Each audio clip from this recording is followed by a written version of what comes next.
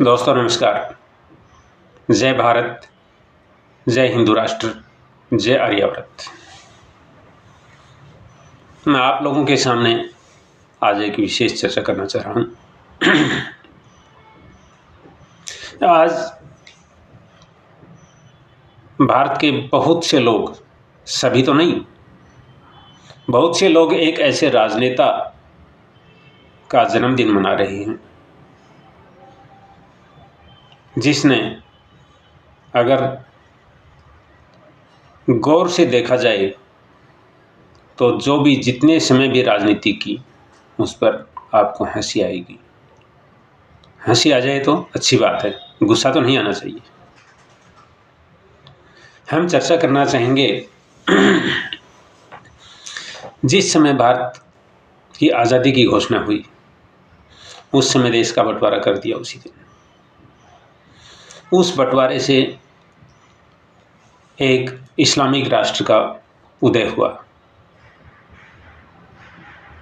जो हिंदू थे वो पाकिस्तान से बर्बाद होकर के भारत में आ गए। जो बचे 21-23%, वो आज सब इस्लाम में कन्वर्ट हो चुके हैं या कत्ल हो चुके हैं। आज मात्र वहाँ पर 1-2% हिंदू बचा है। ऐसा ही हाल पूर्वी पाकिस्तान, जो आज का बांग्लादेश है, वहाँ पर रहा। वहाँ पर उस समय 30% के आसपास हिंदू थे और आज मात्र 5-7% रह गए। और भी पिछले हम लगभग 1 साल से जो वहाँ के हालात के बारे में सुनते हैं, देखते हैं न्यूज़ चैनलों पर, वो आपसे कुछ छिपा हुआ नहीं है। इसके पीछे हम मानेंगे कि उस समय की जो राजनीति थी वो इसके जिम्मेदार है। उस समय के जो राजनेता थे वो इसके जिम्मेदार रहे। चंद महीनों के बाद ही पाकिस्तान ने फिर से कश्मीर पर हमला कर दिया और बहुत सारा भूभाग कब्जा लिया। जो पहले से ही टोटल आबादी के 10% थे, उनको 33% हिस्सा पहले ही दे दिया नेहरू जी ने। खैर, हम खाली नेहरू ही बोलें तो काफ़ी रहेगा। 33% हिस्सा उनको पहले दे दिया। भारत की टोटल जितनी भी भूखंड की ज़मीन है उसका 33%, और वो भी जो बहुत ही उपजाऊ भूमि थी, वो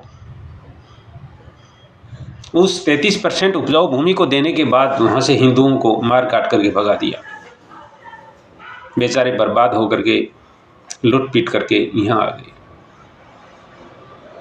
बात आती है उससे कुछ आगे चल करके, चंद महीनों के बाद ही कश्मीर पर हमला कर दिया और उसका भी बहुत बड़ा हिस्सा ले लिया। जबकि यहाँ की सेना उस समय तैयार थी पाकिस्तान को पीछे हटाने के लिए, पाकिस्तानी सेना को पीछे खदेड़ने के लिए। लेकिन ऐसी क्या नौबत आ गई थी कि कश्मीर से पाकिस्तानी सेना को भगाने के बजाय उस मसले को यूएनओ में लेकर के चला गया, जो आज तक सुलझा ही नहीं। जो पिछले 75-76 सालों से नहीं सुलझ रहा, वहाँ से विवादास्पद क्षेत्र घोषित कर दिया, जबकि यहाँ की सेना उसी समय इसको सुलझा सकती थी। इसको हम कहेंगे एक मजहब विशेष की तरफ झुकाव और उनसे प्यार मोहब्बत। ठीक है, यहाँ तक भी बात रुक जाती तो कुछ बात थी। कुछ समय के बाद उनकी राजनीतिक सूझबूझ की एक और मिसाल मिलती है। वो क्या? चाइना के साथ दोस्ती। चाइना के साथ दोस्ती करके हजारों लाखों वर्ग किलोमीटर ज़मीन कब्जा करवा दिया, और वो जो की त्यों है। जिस समय भारत को वीटो पावर मिल रही थी, उस टाइम पर खुद वीटो पावर ना लेकर के चाइना को दिला दिया। जो देश हमारे से 2.25 साल बाद आज़ाद होता है, आज वो देश हमें आंखें दिखा रहा है। जिसको वीटो पावर दिलाने में हमारा विशेष योगदान था। इसको कितनी समझदारी कहें या इसको मूर्खता कहें या एक मूर्खता की पराकाष्ठा कहें, आज उसी का जन्मदिन मना रहा है भारत। और आगे चलिए, जिस समय पूर्वी पाकिस्तान को पश्चिमी पाकिस्तान से अलग करके बांग्लादेश का उदय हुआ, उस समय ऐसी क्या नौबत थी, ऐसा क्या दबाव था भारत की सरकार पर, उस समय के जो राजनेता थे उन पर, कि उन्होंने भारत की सेना द्वारा जीता हुआ सारा भूभाग वापिस लौटा दिया। पाकिस्तानी 95,000 सैनिक सकुशल वापिस लौटा दिए, जबकि हमारे कुछ सैनिक पाकिस्तान की कैद में वहीं एड़ियां रगड़ रगड़ के मर गए, लेकिन उनको वापस नहीं ले पाई सरकार। उस समय अगर राजनीतिक इच्छा शक्ति इतनी प्रबल होती और भविष्य की चिंता होती तो उस समय कश्मीर का मसला सुलझ सकता था, लेकिन क्यों नहीं सुलझाया उस टाइम पर। चंद लोगों ने जिसको आयरन लेडी का खिताब दे रखा है, क्या वो लेडी आयरन लेडी ही थी? जब उसने 95,000 सैनिकों को छोड़ दिया तो उसने कश्मीर का मसला क्यों नहीं सुलझाया? और आगे आ जाइए, आज उसी के वंशज, थोड़ा पीछे चलिए, 1975 की बात करें तो जिस टाइम पर देश में आपातकाल लागू किया, उस समय देश पर ऐसी क्या आपत्ति आ गई थी जो आपातकाल लगाना पड़ा? ऐसी तो कोई विशेष बात नहीं थी, सिर्फ और सिर्फ अपनी कुर्सी बचाने के चक्कर में देश को आपातकाल की अग्नि में झोंक दिया। खैर, ये हिंदू प्रजाति एक ऐसी जाति है इस भूमंडल पे कि इसको चाहे जितना जगा लो लेकिन जागने के लिए तैयार नहीं जागेंगे। उन्होंने नारा दिया कि हम दो हमारे दो, और उसको हिंदुओं ने अपने ऊपर लागू भी किया, फॉलो किया उसको। लेकिन विडंबना विधि की देखिए, दूसरी तरफ बोल दिया कि तुम 4 और तुम्हारे 24 और लगे रहो। यहां पर एक शादी हो जाती है, ठीक है, दूसरी शादी कर दी अवैध है, लेकिन उनको 4 शादियों का ऑफर दे दिया और हमें एक टॉफी दे दी, एक मीठी गोली हमें दे दी चूसने के लिए कि हिंदुओं तुम इसे चूसते रहो और सिर्फ हम दो हमारे दो का नारा बोलते रहो। दूसरी तरफ 4 शादियों का ऑफर दे दिया, उनको इतनी ढिलाई दे दी, और 4 को 4 5 पैदा करने का एक ऑफर था, उनके लिए छूट थी, जो आज भारत की आज़ादी के समय 3 करोड़ थे, आज वो आदमी 24 करोड़ हो गए, यानी कि 8 से 10 गुना के आसपास ग्रोथ कर गई। हम हिंदुओं की आबादी जिस रफ्तार से बढ़नी चाहिए थी उससे हम पीछे हैं, और आज टोटल अगर रेशो देखी जाए तो लगभग हिंदू 1% घट गया। 1% का मतलब अगर हम 100 करोड़ की आबादी भी हिंदुओं की माने तो 1 करोड़ हिंदू घट गया। 1 करोड़ हिंदू टोटल आबादी से घट गया।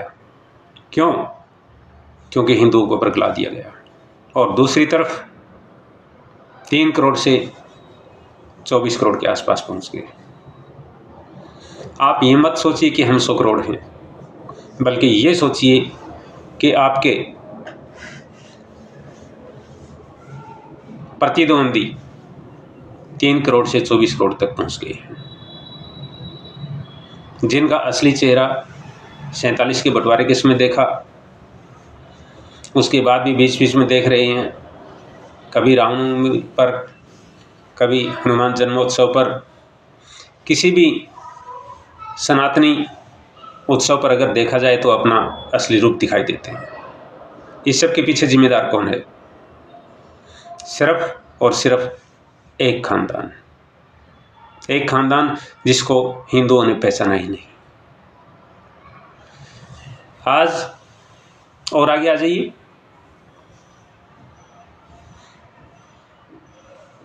जिसने पूरे देश को आपातकाल की अग्नि में झोंक दिया, हिंदू समझदार है ही कितना, 2.5 साल के बाद उसी को फिर से प्रधानमंत्री बना दिया वोट दे करके। ऐसी क्या बात थी, ऐसी क्या जरूरत थी कि मुस्लिम पर्सनल लॉ बोर्ड बना दिया? यानी कि पर्सनल लॉ बोर्ड यानी खुद का कानून, संविधान से अलग खुद का कानून, मुस्लिम अल्पसंख्यक आयोग बना दिया, जिसमें इनको ये पावर दे दी, इतनी पावर दे दी जो कि बेतहाशा एक तरह से मनमानी करने के लिए, एक तरह से तानाशाही करने के लिए इनको खुली छूट दे दी। क्या ये हिंदुओं के प्रति भेदभाव नहीं है? और आज देखिए कितना अजीब संयोग है, गांधी की समाधि स्थल पर पुष्पांजलि होती है, इंदिरा गांधी की समाधि पर पुष्पमाला अर्पित की जाती है, जवाहरलाल नेहरू की समाधि पर भी पुष्पमाला होती है। यानी कि बहुत से बड़े, सभी बड़े नेताओं की जन्म के समय कुछ न कुछ उत्सव और वहां पर विशेष आयोजन होता है। आगे आ जाइए। इतना सब होने के बाद जिसने देश के इतने टुकड़े कर दिए, चाइना को दे दिया, पाकिस्तान को दे दिया, उसके बाद आज उसी का एक वंशज संविधान को सर पे उठाए घूम रहा है और हिंदू उसके बहकावे में आ रहे हैं। वो कह रहा है कि देश छोड़ो यात्रा, भारत जोड़ो यात्रा। कोई पूछे कि भारत को तोड़ा किसने था? भारत को तोड़ा किसने था भाई? आज जो तुम जोड़ने चले, और क्या तुम्हारे जोड़ने से भारत जुड़ जाएगा वापिस? हिंदू फिर एक गलती कर रहा है कि भारत को तोड़ने वालों के पीछे साथ चल रहा है, लेकिन भारत को जोड़ने वालों का विरोध कर रहा है। जिसने भारत को जातिगत समीकरण में बांट दिया, सभी सनातनी थे उनमें से सवर्ण बना दिए, अगड़े पिछड़े बना दिए, ओबीसी बीसी बना दिए, हरिजन बना दिए, दलित बना दिए, पता नहीं कितनी वैरायटियां बना दी उन्होंने। और फिर करके छुआछूत की बीमारी है। छुआछूत लागू किसने की? ये बनाई किसने? सिर्फ इस एक खानदान ने अपनी राजनीति चमकाने के लिए, अपनी कुर्सी बचाने के लिए। फिर भी हिंदू इसी परिवार के पीछे लगा हुआ है। मैं एक कटाक्ष, एक कटु शब्द का इस्तेमाल करूंगा कि आज भी कुछ लोग इसी खानदान की जूतियां उठाने में, इन्हीं के तलवे चाटने में लगे हुए हैं। उनको राष्ट्र से, उन्होंने अपनी आर्यों से, अपने सनातन से कोई सरोकार नहीं है। सिर्फ उनको ये चाहिए कि हमारा बिजनेस चलता रहे, हमारी दुकानदारी चलती रहे, हमारी राजनीति चलती रहे, राष्ट्र जाहू फाड़ में।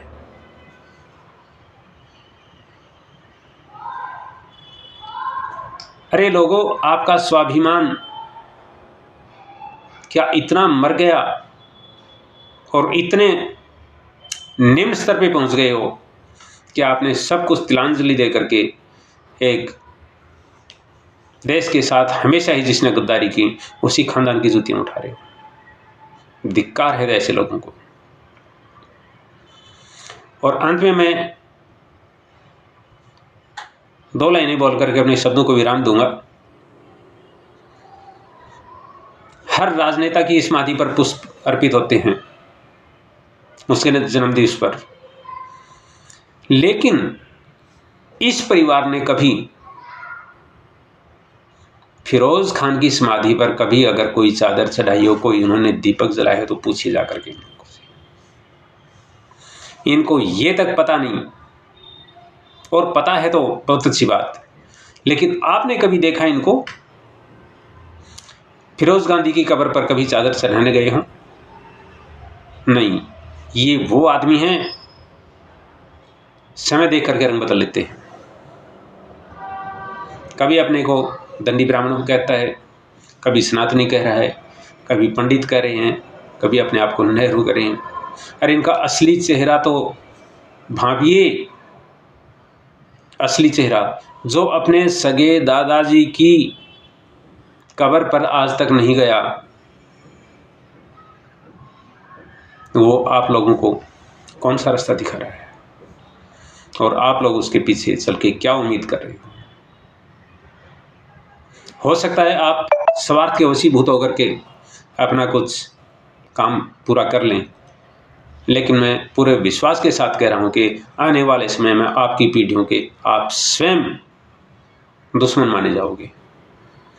आप किसी और के साथ नहीं, अपने आने वाली पीढ़ियों के लिए आप धोखा कर रहे हो, उनके साथ छल कर रहे हो। ये आपकी आने वाली नस्लें आपको रोएंगी।